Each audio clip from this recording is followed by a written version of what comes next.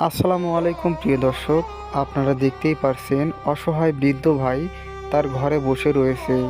তিনি এখানে বসবাস করেন এবং তার মা থাকা অবস্থায় তারা এখানেই থাকতেন। তো আপনারা যে খালাটিকে দেখতে পারছেন, তিনি মূলত এই অসহায় বৃদ্ধ ভাইকে রান্না করে খাওয়ায় এবং তার কাপড় চোপড় সব কিছু ধুয়ে দেন। তাছাড়াও নিজের সন্তানের মতো এই খালা অসহায় বৃদ্ধ ভাইকে দেখাশোনা করেন।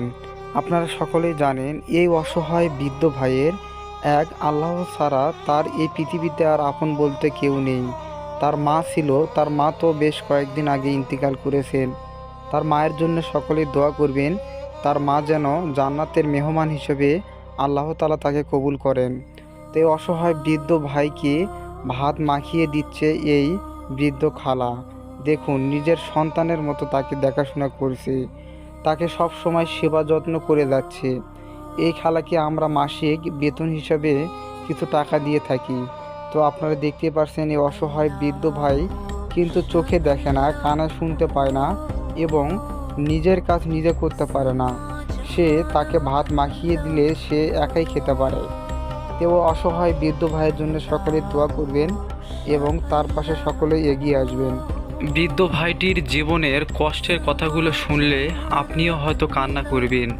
এই অসহায় বৃদ্ধ ভাই এমনিতেই জন্ম থেকে প্রতিবন্ধী, তারপর এই জীবনে তার যে কষ্টগুলো, এই কষ্টগুলো শুনলে আপনিও অবাক হবেন।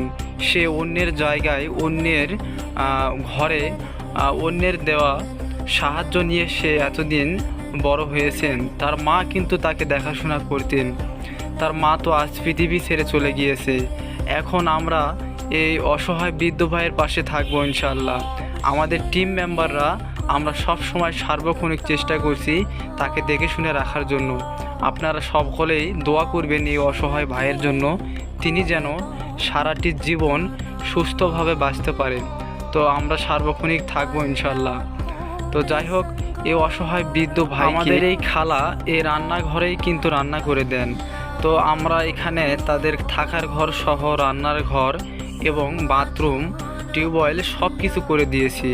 আপনারা দেখতে পাচ্ছেন খালাটি কত সুন্দর করে বাড়ির আঙিনা পরিষ্কার করছে এবং এই অসহায় বৃদ্ধ ভাইয়ের যত কাপড় চোপড় ময়লা সব কিছু তিনি পরিষ্কার করে দেন। তো অসহায় বৃদ্ধ ভাইয়ের জন্য আমরা একটি নতুন ঘর নির্মাণ করছি। তো যে ঘরটিতে অসহায় বৃদ্ধ ভাই থাকে সেটি একটু পুরাতন, জায়গা ছোট হওয়ার কারণে আমরা আরেকটি নতুন ঘর নির্মাণ করতে যাচ্ছি। তো আরও বেশ কয়েকদিন সময় লাগবে। তো আমরা তার সাথে রাতে থাকি, এজন্য আমরা আরেকটি ঘর নির্মাণ করব যাতে আমাদের থাকতে সুবিধা হয়। তো এই অসহায় বৃদ্ধ ভাইয়ের পাশে সকলেই এগিয়ে আসবেন এবং এই অসহায় বৃদ্ধ ভাইয়ের আপডেটগুলো পেতে হলে অবশ্যই আমাদের সাথে থাকবেন এবং পেজটি ফলো দিয়ে যাবেন।